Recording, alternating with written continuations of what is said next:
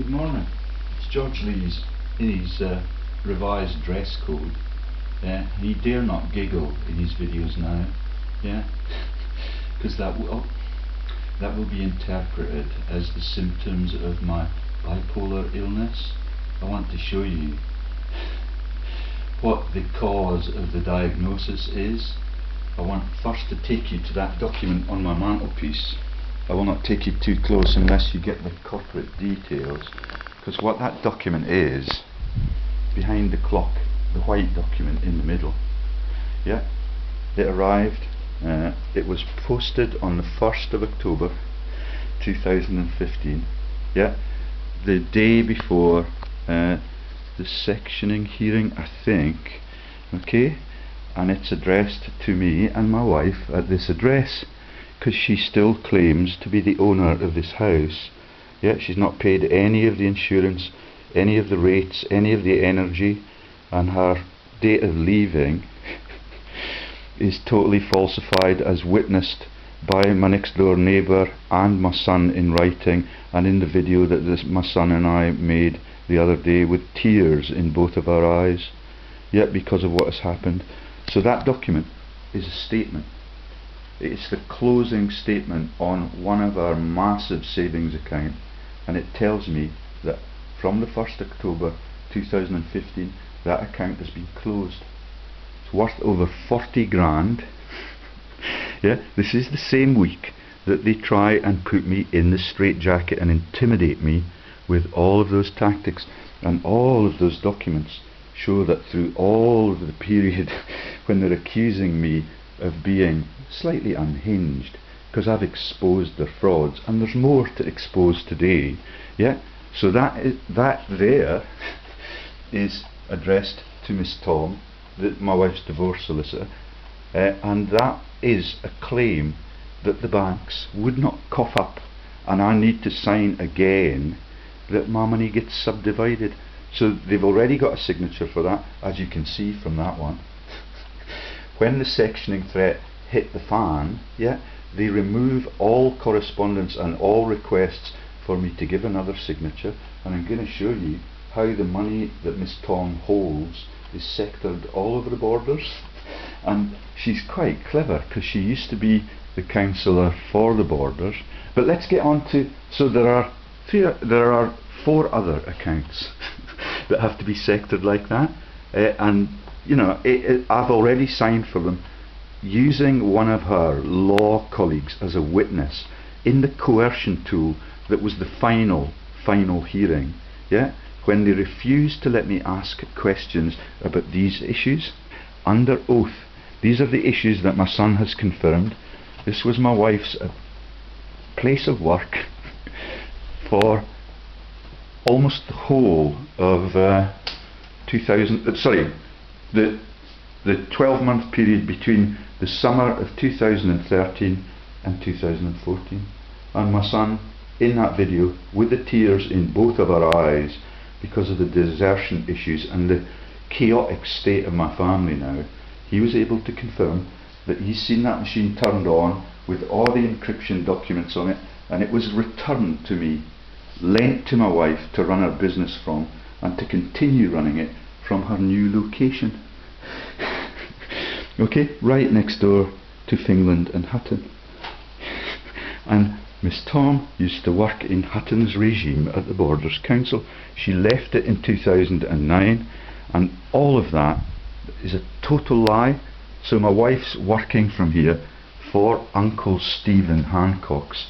All of that means that the income to our joint account, which was mine before I met her, has been sectored up.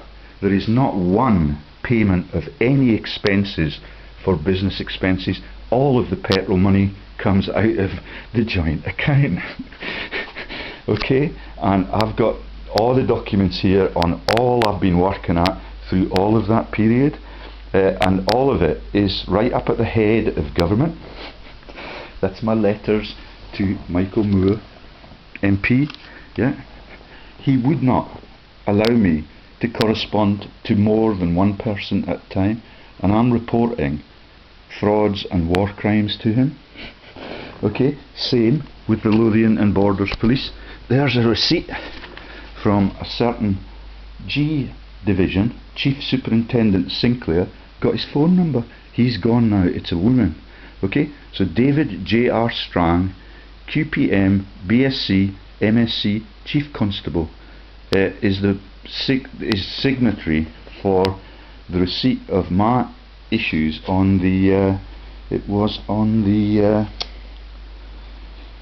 banking crash, and all of my dissection of all of that, all of the documents that have gone to them, have been confirmed as received. None of them will take any of it on, okay?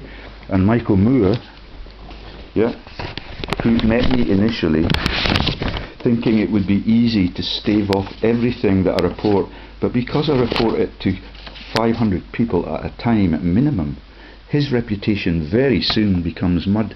That's dated 27th February 2012, months after the first sectioning attempt by Fingland, and that is intimately tied into the initiation of the divorce proceedings by my wife.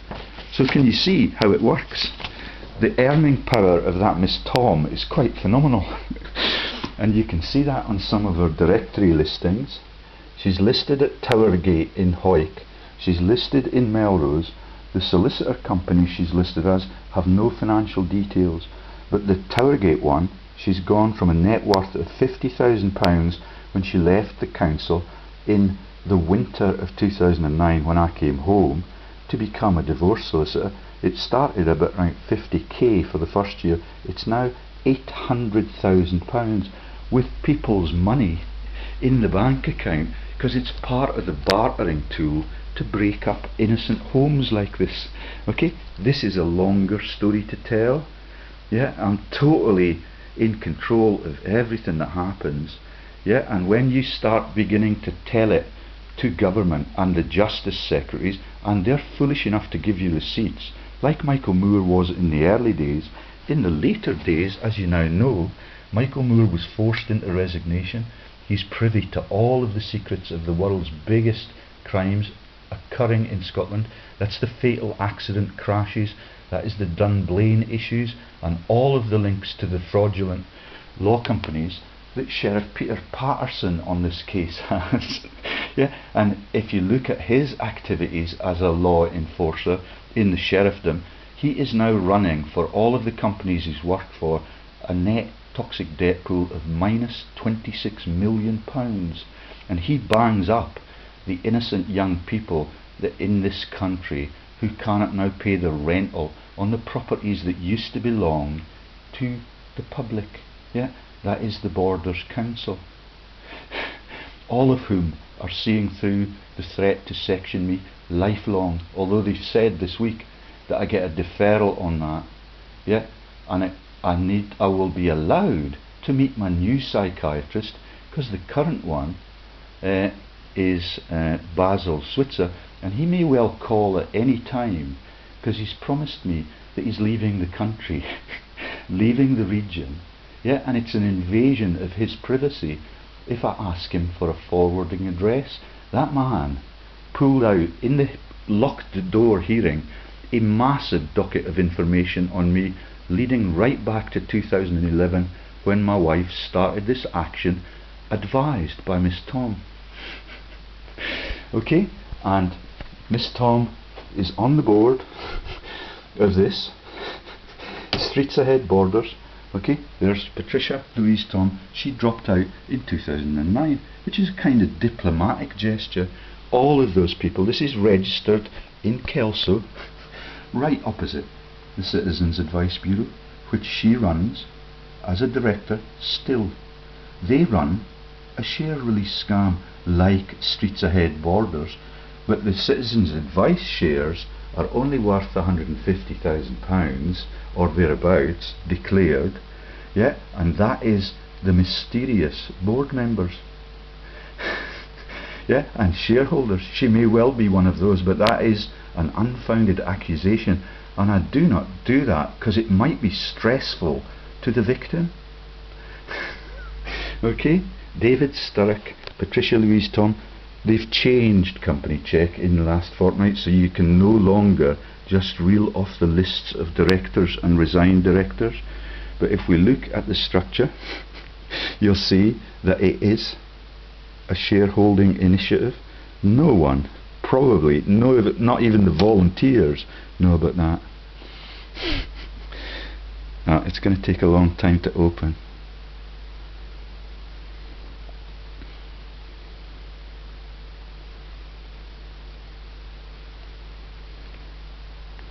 Oh wow. So this is the Streets Ahead Borders one. Issued share capital not applicable. Yeah, they dare not tell you how much money you can make out of nothing if you're in law enforcement right at the top of the tree. Yeah, £709,000 worth. That's she's worth almost the same in our own bank accounts from that humble start point of 50k. And this is, they're not allowed to tell you how many shares they issued or who the shareholders are, I don't think, although that might be a constructive change on company check.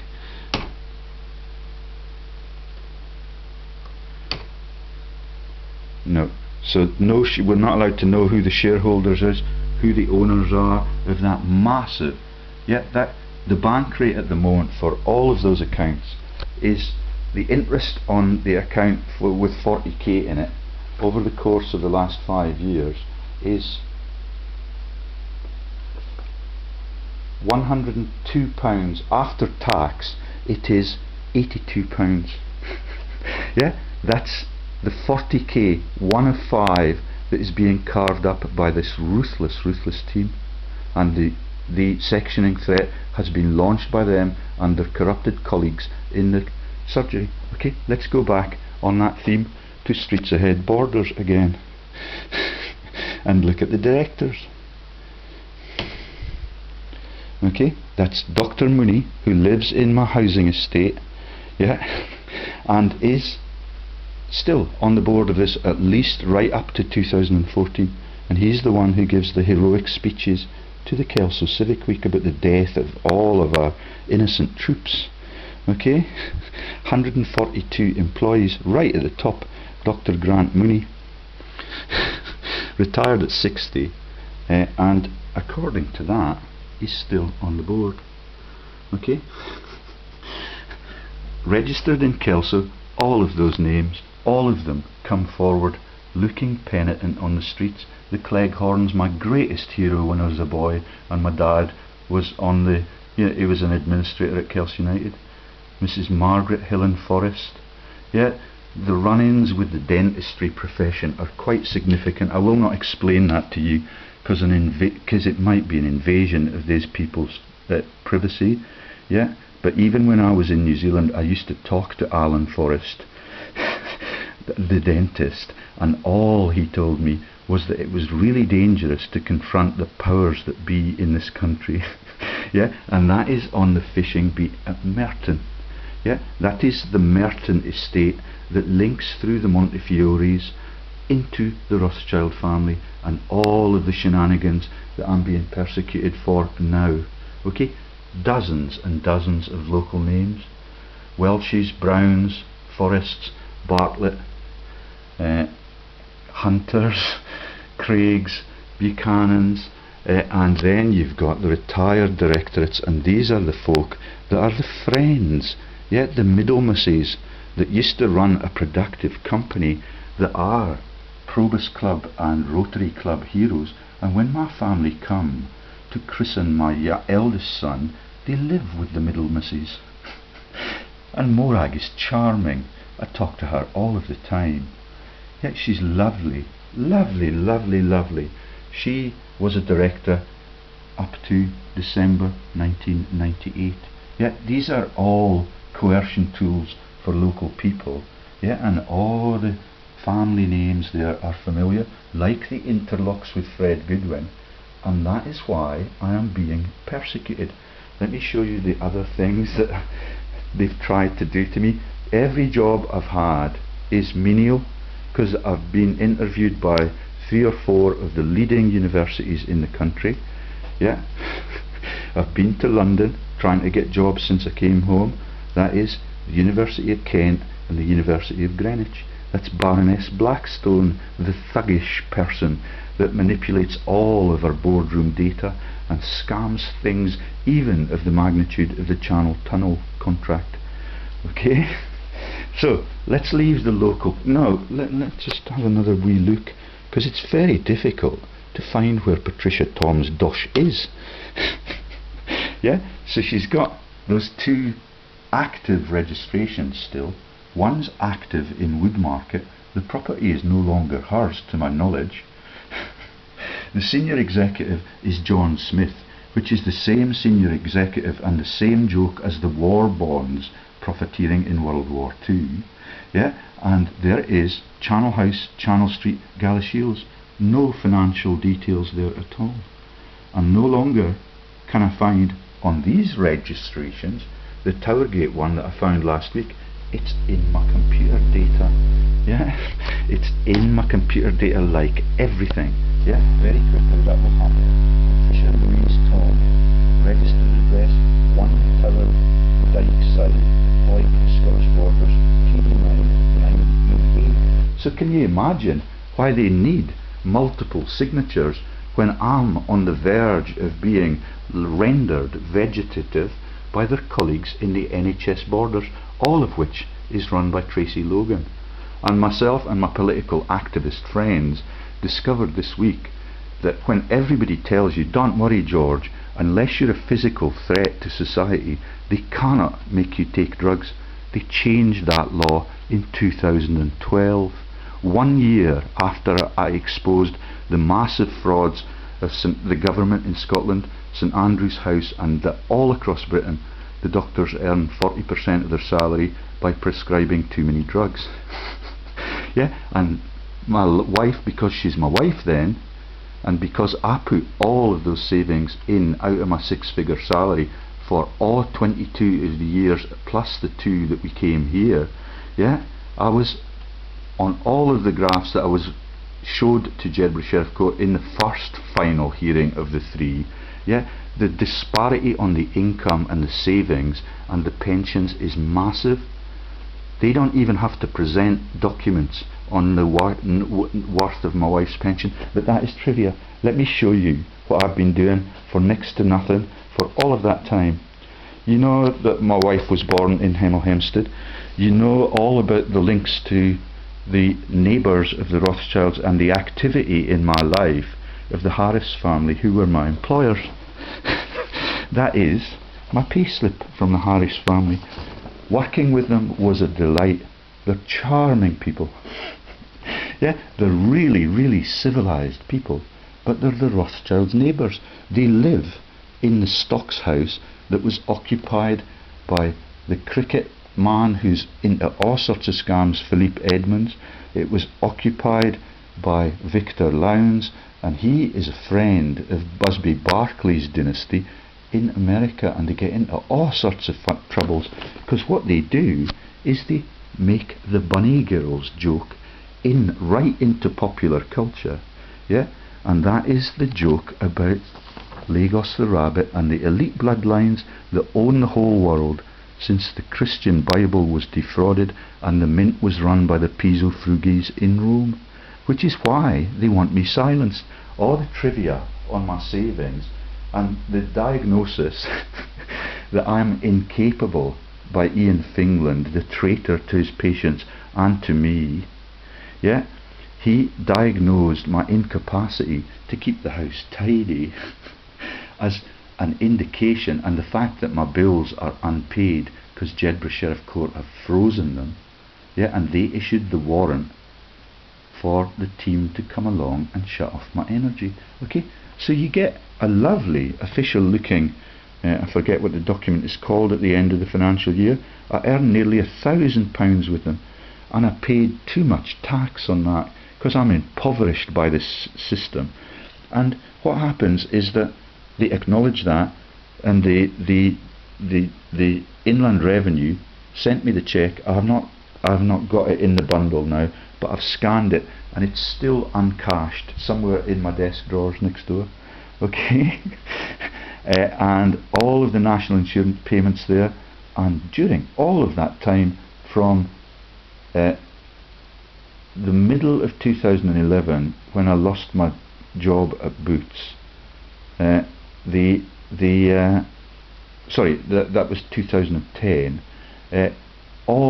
I have been denied any access to any, not that I would take it, but the dole. You cannot get that if your loyal wife is still in work and is earning. Yeah, it's a total stitch up. And Born Leisure, who run a racehorse empire, and Butlins, yeah, they give their Christmas bonus in a little brown envelope. And when I got the Christmas bonus and we got to the end of the season, they give me the job with Lord Sanderson of Bowden, who gives me the sack on day one because of the coercion issues I've already told you. That's Lord Sanderson of Bowden of the Abbotsford Trust, all of the Tweed Commissioner scandals, the Melrose School, yeah, and all of it is a massive cabal to steal from the innocent and dismember the beautiful society that we had when I was a boy in this region in the 1960s. Everything was owned by the council then. Yeah, and all of it is now in private hands, typified by the Streets Ahead video. All of the capitalist people, even on those, and I've given lectures to the Probus Club and the Rotary Club in this region, and I've given lectures to Durham University, who are also my paymasters for some time. Okay, here's some of the stuff. So I trained to become a taxi driver because it seemed like the sensible thing to do, and even people like the Gillies on the junction can hold down a job in that, and they get into fights all the time, and they're quite outspoken, and they swear at me even with their clients in the back of the boat, and so I thought, oh, if that guy can hold down a job in taxis, then I'll have a go. And when I get the taxi job, it's run by the preferred deliverer for the Borders Council, who's called Mr. Cook. And on the first day of my engagement with them, they ask me to take underage children to Ednam School every morning at 8:30 a.m. And when I say to them, do I not need the cover to work with young children under age, they said, if you're going to pick and choose, we don't want you in this place again. Cost me 90 quid to get registered. On day one I was booted out. Typical of every one of the scams. Yeah, and there's the document that tells you that Miss Tom, the director at the Citizens Advice Bureau, is allowed to refer me, even when they have proclaimed now, because they're carving up my money, she's referred me to Kyrie Hislop, Homeless Prevention Officer, Domestic Violence. Yeah, and then when they realise that I'm in a position to publish about Lord Sanderson of Bowden, the unjustified sacking by the syndicate, which is run by people like Alistair Brooks, that runs Ednam House and was in Colditz. You can see why they're getting a bit jumpy about the treason now. Yeah, that's the Alistair Brooks that is the best. He's a relative of the Brooks on the official listing for the fascists in Britain. Friend of mine when I was a boy. Okay, and that is Kyrie Hislop, Homeless Prevention Officer, Domestic Violence. When I asked Tracy Logan, who's the boss at the council and was part of the interdict, that we were not allowed to lodge with the sheriffdom or with any law court in Britain, because they changed the rules in 2012. Now you don't have to do anything to be sectioned by NHS Scotland other than reveal the crimes and frauds of the government and its councils. And there is all of the documents, yeah, and all of it, you know, all of the people that are on my case. What you can see now is that some of them that are locals and are not sophisticated just say, that cannot happen to you, George, and they're really friendly, and I'm really grateful for that. But some of them now are beginning to turn the guns and to get active about, yeah, you totally deserve it, mate. Yeah, that's my neighbours for all of the time here. my neighbours and my confidants, and I talk to their children, and their children are the signatories of that. They think it's shocking what has happened in our country, and those are just school children. Their parents are prepared to denounce me for all of these truths. Yeah, and that is quite a shock. Loads of them are migrants and immigrants, and they've been brought into the country relatively recently. This week I was joined on LinkedIn by Rebecca Brooks, the champion of phone hacking, and that man that is my persecutor, who leaves the region this week, pretends that he does not have access to my phone number on my mobile. It's on my website, it's all over every letter that I correspond with the world with.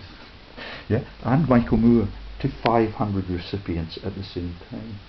Jedburgh Sheriff Court have been complicit in that way in massive exposures, and all of them are signed off for by the Justice Secretary and John Lamont, the treasonous local MSP who wanted to be an MP, but because of the suspicion around him and the issues about the massive boardrooms run by people with different initials, you should see what the Toms do in that sector. Anyway, that's innuendo, and I don't do that. What else have we got? So everything I try and do, yeah, including, yeah, when I lost my job on the river, which I'm working for an agricultural wage, I think it was £60 a day, and I get a tenner for travel expenses. All of my checks for travel expenses have gone into the joint account. There is one of them, Professor George Lee's, and that is dated September 2011, when they want to section me. I'm still lecturing then on a daily basis to the University of Durham in the medical school at Stockton, where I'm an honorary professor still. And when you release the NHS fraud news to people of the magnitude of Ferdinand von Prudzinski, who has interviewed me in Robert Gordon's university, they will not lift a finger to intervene. Yeah, they're quite happy for this to happen. And that's Ferdinand von Prudzinski, who sold off the beautiful buildings that his university used to own to corporate entities in Aberdeen. And that is where John Wood has run the INEOS scams out of as a trust fund director. Yeah, they don't pay any tax. That's Sir John Wood. Yeah, dismembering the centre of Aberdeen from his trust status as a multi-millionaire in charge of the BP subsidiaries that will not give their employees a pay rise, and they threaten them with sacking. In this democracy that we now live in, there is my employment by the Balfours on the Belgium beat, and that is the joke about the Treaty of Belgium. Because I worked there for one day when the Gilly was off in Norway, and it's the Maid of Norway scam and Longshanks that mean that it declares in the Treaty of Belgium that Scotland can never ever be free of England. And there's my paid tax confirmation, and all of it is a huge joke for them. Yeah, I've got all the correspondence from Durham, I've got all the correspondence, and you can see all around my house that now a lot of the correspondence is on the sectioning. Yeah, I've referred everybody in this country and all across the Facebook friends that I have to their frauds in the NHS. No one will do anything about it.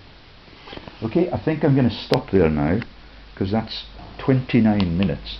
So do you see the magnitude of what, and thank you ever so much to the people that used to work for Intel when they thought it was about patriotism and not money laundering, and who came and visited me, yeah, right in the middle of the period when they're accusing me of being unhinged and unstable and bipolar. And when my helper at the inquest challenged that, yeah, the bipolar diagnosis was a conflict for the manic thing that they had accused me of only 23 hours before the hearing, behind locked doors. They had to change that really, really quickly. And the man that is accusing me of this, so that's the And what happens with the taxi driving is, because I reveal why they sacked me, yeah, because I would not work with children without the paperwork, because that is a really dangerous thing to do. Yeah, that can lead to major criminal convictions. They gave me no notice at all. He just gave me, the man cook from Bosel's, yeah, just gave me the sack instantly without any paperwork. And so they have to cover their butts. And what they do there is that they tell you that you're unsafe because the night your divorce writ came through. And that's the issue that I've told you about over and over again. Sheriff Drummond, who's got a gagging order on me communicating with any member of the corrupted judiciary, refused to let me plead not guilty in the courtroom on the advice of Ross Dow from Wardlaw and Company. And that is why I'm unfit for taxi driving work now. And because I challenge the boss that wants you in the honey trap, that means that you might well get a criminal conviction for touching up young children. I refused to do it, and instantly when I went to talk to him about it, about whether or not I could get child cover, he just sacked me. Summarily, his nephew, I think, talked me into applying that job. He is a red cap in Gibraltar. That is the police, the military police in Britain. And that is around the same time he gave me a lift back from Melrose Sevens when I was hitching it. And I told him all of the stories about the Braden Camp nuclear weapons laundering and the UBS checks for £80 million that were the reason for the border control issues in Gibraltar, all over the news. Yeah. Right then, I think I'll stop there. Is there anything else? Oh, this is a kind of poignant note. Yeah, so that is the Lower Bergam Fishing Club is run by the Balfours. I did not know that at that time, with links to the Norwegians. Yeah, and there's nothing sinister about that. I love Norway. The people are open and honest. And when I was working on the river for him, let me tell you that story. So when I was working as a fishing guide in Gilly occasionally, yeah, I got some salmon gigs, mainly for a day at a time. I got loads of trout gigs. My employer was from Selkirk and he was a really decent man. But the people that run the Masons all around him are not really decent people at all. So what they did, when they failed to show up to the clients, failed to show up on the Saturday for the booking that they had, and the boss said they may come tomorrow, and I never heard any more about it.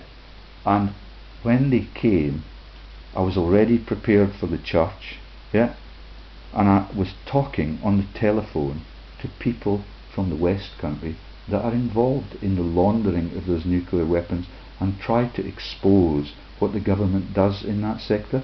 And so because that conversation on the no bombing zone in Syria was so important, and we managed to keep Britain out of that conflict. Can you remember that? All of the chemical weapons scandals. I got the sack for refusing to show up with 2 minutes notice when I was already dressed in my finery, yeah, the clothes that allow you to attend the church on a Sunday. I never go to the church on a Sunday in my running gear, and all of it is tragic. I do not know how Finland and Switzerland will live with their conscience, and it's just amazing. And so this is all of my CV leading up to 2009, and my $160,000 salary, yeah. And when I came home, this is the type of application you have to make for jobs now. Everyone has to be typed out. You cannot just send them your bog standard CV. You have to dedicate hours to preparing for every job application. So the reason for leaving and my salary, $160,000 a year now in those savings accounts. Okay, and the reason I've cited on this is, why did I come home? Homesickness. Yeah, now it's nausea when I realise what my hometown has become and how its leaders have corrupted it from top to bottom. Everything that the public owned, even the drinking water, is privatised now, and that's been sold by the puppet that is Sturgeon to England. Right, I'm going to stop. Okay, so one of my five accounts is accounted for. I'm so busy proving my innocence and my sanity that I dare not dedicate any time to that. Yeah, that's 40 grand's worth of the carver, and that sad bastard that is Finland believes that I'm incapable of feeding myself and keeping my house in a proper order. And there is the real reason why they're shutting me up. That's Malcolm Rifkind keeps coming up, and the war crimes and all of the economic grand larceny that Michael Moore refused to talk about, that Superintendent Sinclair refused to talk about. And the solicitors on those companies include Sinclair's, and she's the one who will not let me be represented out of Jedburgh. Yeah, and all of those Kelso names. Yeah, if the thing persists, I'm going to keep dropping all of the local involvement into the public eye.